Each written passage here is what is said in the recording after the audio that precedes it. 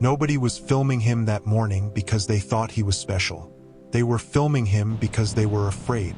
A man in torn jeans and a faded gray hoodie stood alone on the corner of 5th and Market in downtown Philadelphia, moving in a way that didn't make sense. His arms swept through the cold air in arcs too clean to be random. His feet traced patterns on the wet concrete with a precision that looked rehearsed over thousands of hours. His body rolled through a sequence that anyone who grew up watching music videos in the 90s would have recognized immediately, except nobody there could explain why a homeless man on a street corner at 6:30 in the morning knew it. A woman stopped walking, then a man with a briefcase, then a delivery driver who left his engine running. By the time the crowd had grown to 30 people, someone had already uploaded the clip. By noon, it had 2 million views. By the following morning, the number was 11 million and climbing. The caption read, "Who is this man? He's been out there every morning for weeks. Nobody knows his name." That was the beginning. Or rather, that was the moment the world noticed the beginning. Because the story of the man they would call the Sidewalk King had started long before any camera found him. It had started in a way that almost nobody gets to survive with their mind intact. And the reason he was dancing on that corner every morning before sunrise wasn't performance. It was something else entirely. Something that took weeks of searching, a handful of people who refused to give up, and one piece of evidence that had been buried for nearly 8 years to finally understand. His name was Marcus Webb. He was 34 years old, and until the age of 26, he had been one of the most watched young performers in American pop choreography. Not famous, not quite, but the people who mattered, the music directors, the tour producers, the artists who paid attention to the architecture of movement, they knew his name. Marcus Webb was what industry insiders called a ghost talent. Someone who made other people shine without ever stepping into the spotlight himself. He had choreographed the opening sequence of a Grammy performance that was replayed 400 million times on YouTube. He had staged the music video for a song that spent 11 weeks at #1. He had trained 3 artists who would go on to headline stadium tours. And then, at 26, he had vanished so completely that even the people who owed him their careers assumed he had simply moved on. Nobody looked for him. That detail, the fact that nobody looked, is the part of the story that sits in your chest long after the rest of it is over. To understand what happened to Marcus Webb, you have to go back to a specific night in October, 8 years before anyone filmed him on that street corner. You have to go back to a recording studio in Los Angeles, a conversation that lasted 40 minutes, and a decision made by people with enough power to rewrite the official version of events. Marcus had been working for 2 years with a production company called Meridian Creative. He was one of 6 choreographers on staff, the youngest, the least credentialed on paper, and by far the most requested. The artists wanted him specifically, not his colleagues. Him. That created a problem. At Meridian, credit was distributed according to hierarchy, not contribution. The senior choreographer, a man named Derek Price, who had been at the company for 11 years and whose personal relationship with the CEO was both well known and never discussed, received the public credit for projects that Marcus had largely created. For 2 years, Marcus had accepted this. He was young. He was building his resume even if his name wasn't always attached to the work. He trusted that the industry was a long game, that loyalty would eventually be rewarded, that his moment was coming. Then came the Vega project. Selena Vega was, at that point, the most commercially powerful female artist in the country. Her previous world tour had grossed $320 million. Her upcoming album was the most anticipated release in 5 years. And she had one specific demand before signing with Meridian. She wanted Marcus Webb to choreograph the entire tour, not to contribute, not to assist, to lead. Marcus was told to develop a full creative vision.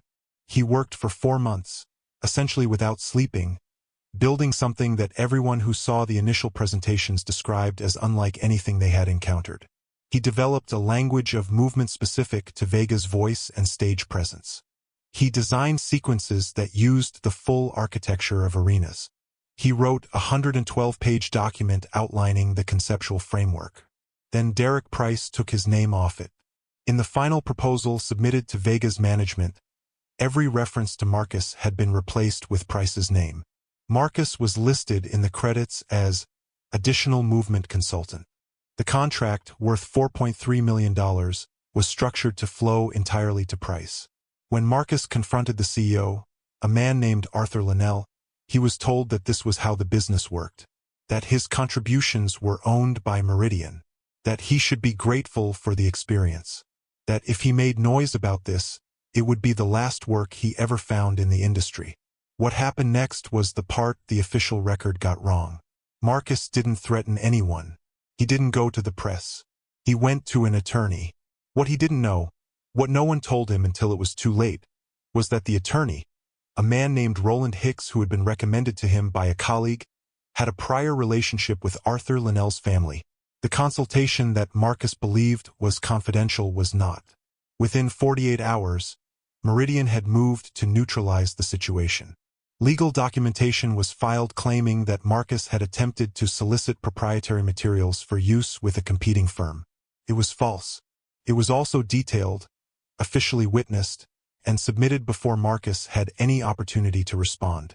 His reputation, built over years on trust and word of mouth in an industry where those two things were everything, collapsed in a week.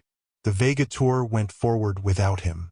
Derek Price received a standing ovation at the premiere. His name was in every major entertainment outlet. The 112-page document that Marcus had written remained filed under Price's name in Meridian's archives, where it had sat for 8 years. Marcus lost his apartment 4 months after losing the Meridian contract. He moved through a sequence of diminishing circumstances that anyone who has ever experienced freefall will recognize. The borrowed couch, the storage unit, the shelter, the street. He tried twice to find work in his field. Both times, the Meridian documentation surfaced. Both times, doors closed. He ended up in Philadelphia because a woman at a shelter there had been kind to him in a specific and practical way that he never forgot. She had believed him. He had been dancing on that corner for 14 months before anyone filmed him. He danced every morning because it was the only thing he still owned. The choreography he performed wasn't random. If you watched the viral video closely, and by the third week, hundreds of thousands of people were watching it very closely, you could identify specific sequences. There was a section from the Grammy performance. There was a 30-second segment from the Vega tour opener, which had been performed in 43 stadiums around the world to a combined live audience of 2.6 million people. Marcus was dancing his own work that bore someone else's name. The person who first made that connection publicly was a woman named Priya Anand, a choreography historian and dance journalist who had spent 15 years documenting the largely invisible labor behind some of the most watched performances in popular music. She wrote a piece for an independent arts publication 2 weeks after the video went viral. The headline was, "I know that choreography, and I know it wasn't Derek Price's." The piece was careful and thorough. Anand had never met Marcus Webb. She had, however, spent years cataloging the visual signatures of different choreographic voices, and she had long suspected that Price's reputation rested on contributions he hadn't made. She couldn't prove it before. The Vega tour's success had sealed his authority in the field. But now there was a man on a street corner in Philadelphia performing those exact sequences at 6:30 in the morning, and his body moved with an ownership that was impossible to fake. Anand's piece reached 200,000 readers in its first 24 hours. It reached 4 times that by the end of the week. It also reached Selena Vega. This is the point in the story where the machinery of power, which had crushed Marcus in one direction for 8 years, suddenly faced a force it had not anticipated. A living artist with enormous reach who had a specific, personal interest in the truth. Vega had always had a complicated relationship with the Price credit. She had been told back then that Marcus was not available, that he had departed Meridian under difficult circumstances, that Price had been the actual author of the creative vision. She had no reason to disbelieve any of this.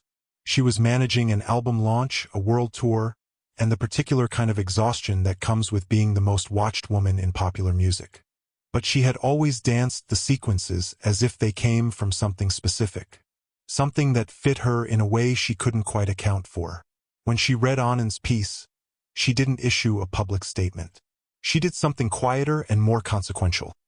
She called her own legal team and asked them to pull every piece of original documentation from the Vega Tour's creative development. Then she asked someone to find Marcus Webb. Took 11 days to find him. He was still in Philadelphia, still on the corner of 5th and Market most mornings, still staying at the same shelter he had been at for the past 2 years.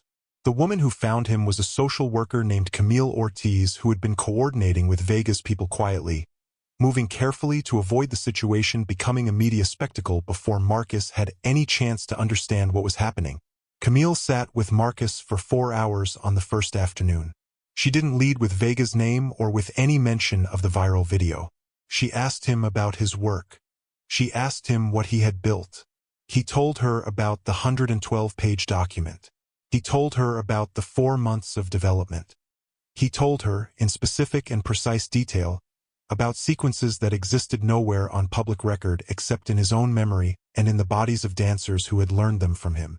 He still had 1 copy of the document. It had survived everything: the apartment loss, the storage unit, the years on the street. In a waterproof pouch inside a bag he carried everywhere. He had never lost it. He had never let go of it, even when everything else was gone. When Camille saw it, she understood immediately that the legal situation was about to become very complicated for a number of people. The document was dated. It was annotated in Marcus's handwriting. It contained sketches, timing notations, and conceptual language that matched the executed Vega tour choreography in ways that no coincidence could explain. Predated Price's credited work by 4 months. Arthur Linnell at Meridian was not a man who panicked easily. He had managed crises before. But when Vega's legal team filed a formal inquiry demanding access to Meridian's internal archives and the original chronology of the Vega project's creative development, he made a decision that would later be described by everyone involved as the definitive miscalculation of his career. He denied that any document matching Marcus's description existed in Meridian's archives. He did this on record. He did this without first confirming what Vega's team already had access to. What they had access to was Meridian's own internal email system. Specifically, a chain of messages between Linnell, Price, and the company's legal counsel from 8 years prior, obtained through a discovery process that had been initiated before Linnell made his denial. Those emails contained multiple references to the Webb document, including one message in which Linnell wrote, explicitly, that Marcus's name needed to be removed from the materials before submission to Vega's management because the kid doesn't have the leverage to fight it. The phrase, "the kid doesn't have the leverage to fight it," would eventually appear in every major coverage of the case. Derek Price did not wait for the formal legal process to conclude. He issued a statement through his own attorney 6 days after Linnell's denial, acknowledging collaborative contributions from Marcus Webb on the Vega project and expressing a desire to appropriately credit all creative participants. This statement was widely understood for what it was: a man watching a wall come down and stepping away from it before it fell on him. The case was settled out of court 14 months later. The terms were confidential. What was not confidential, because Marcus insisted on it as a condition of any agreement, was the formal, public, permanent recrediting of the work. Every streaming platform, every archive, every database that housed the Vega Tour's documentation. The 112-page document was donated to the Smithsonian's Performing Arts Archive, where it now exists as a primary source for researchers studying the economics of creative labor in American popular music. Marcus received a financial settlement. He received the credit. He received something harder to quantify: a record of what had actually happened, placed permanently in the world, impossible to retract. What he did with the settlement is the part of this story that surprises people the most. He didn't move to Los Angeles. He didn't attempt to re-enter the industry he had been pushed out of. He didn't hire a publicist or accept the speaking invitations that arrived in significant numbers from universities, industry conferences, and arts organizations across the country. He stayed in Philadelphia. He rented a space in a neighborhood called Kensington, which sits at the intersection of the city's most severe poverty and its most concentrated community of artists surviving without institutional support. He converted the space into a free studio for people who needed somewhere to work. No audition. No credentials required. Open 7 days a week. He called it The Corner. The name was not subtle. Within a year, The corner had become something that people in the city's arts community talked about the way they talked about sacred places. Not because of its reputation or its funding, it had almost no funding in the first 2 years, but because of what happened inside it. Professional dancers who had lost their footing. Teenagers who had never had formal training. Adults in their 50s discovering movement for the first time. People who were unhoused, recovering from addiction, navigating the particular kind of grief that comes with having had something and lost it. Marcus worked with all of them. He did not charge. He did not accept donations in his own name. He did not perform publicly again, except on the corner of 5th and Market on mornings when he felt like it, which was most mornings. Camille Ortiz, the social worker who had first found him, became the corner's operational director. Priya Anand, who had written the piece that started everything, joined the corner's advisory board and used her platform to fund it. Solana Vega made an anonymous donation large enough to secure the building's lease for 20 years.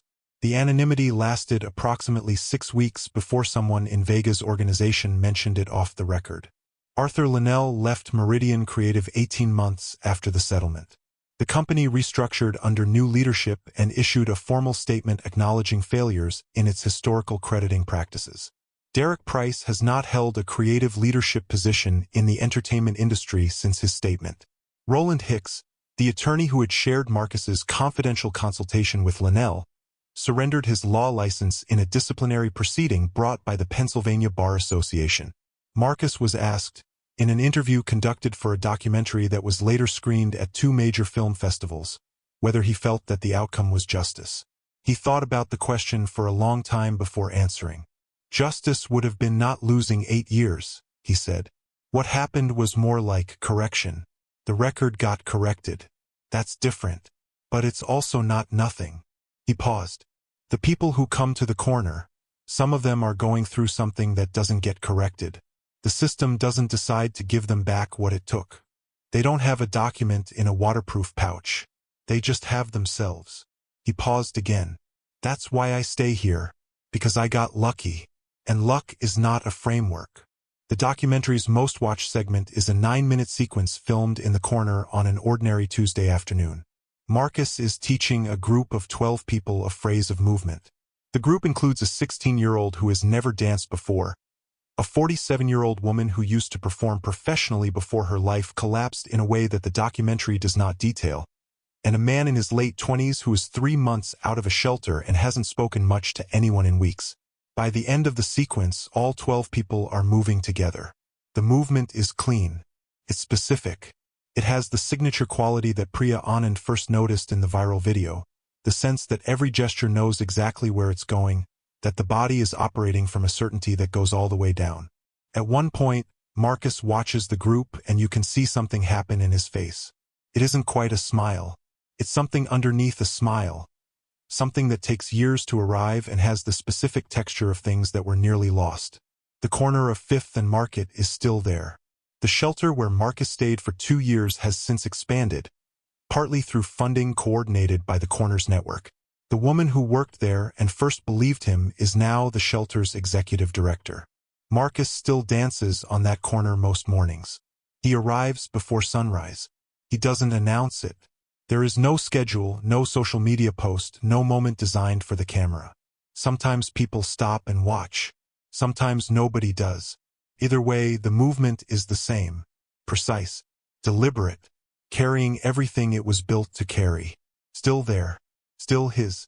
If this story stayed with you, if you know someone who dances through what they can't say out loud, leave a comment with your city. And if you haven't subscribed, now is the time. More stories like this one are coming.